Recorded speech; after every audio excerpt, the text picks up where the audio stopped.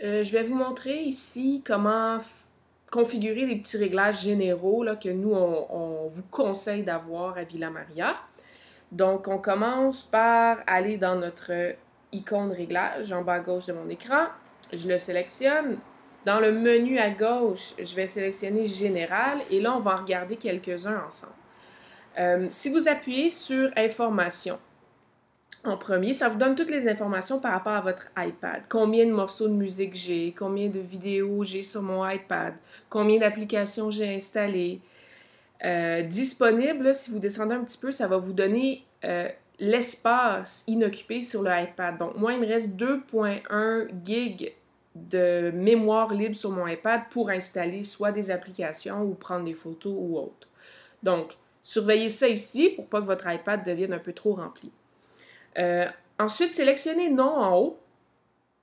Ici, vous devriez écrire votre nom ainsi que votre groupe. Donc, si je suis dans le groupe 1B, ben, je vais écrire Émilie Aubu, groupe 1B. Moi, je l'ai appelé iPad de Émilie, mais bon, vous, c'est important que votre groupe apparaisse à cet endroit-là. Je reviens à mon menu général.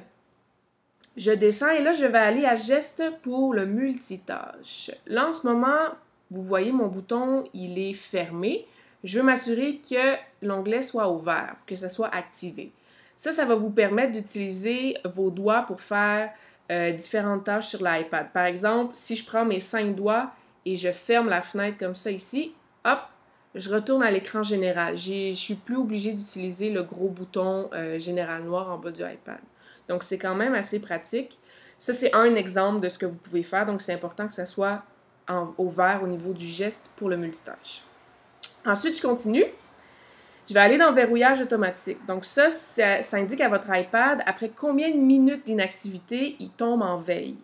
Nous, on vous suggère de le mettre à 10 minutes parce que le iPad, on va l'utiliser beaucoup en classe, puis ça se peut que vous soyez un certain temps sans l'utiliser pendant que l'enseignant est en train de donner des consignes. Donc, on va le mettre à 10 minutes. Moi, je préfère le laisser à 2 minutes, mais ça, c'est parce que moi, je l'utilise pour d'autres choses aussi. Je continue. On va aller maintenant configurer la date et l'heure. Donc, assurez-vous dans date et heure que affichage 24 heures, l'onglet est bien ouvert. Et le fuseau horaire, par défaut, devrait indiquer Montréal. Donc, vous n'avez pas grand-chose à faire ici. Et finalement, autre chose qui est important, on va aller dans Confidentialité. Donc là, je suis retournée dans le menu de gauche. J'ai appuyé sur Confidentialité et je vais sélectionner Service de localisation qui est complètement en haut.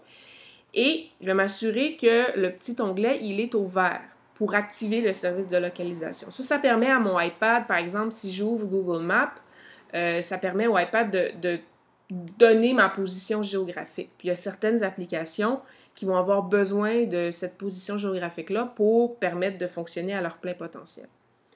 Donc, assurez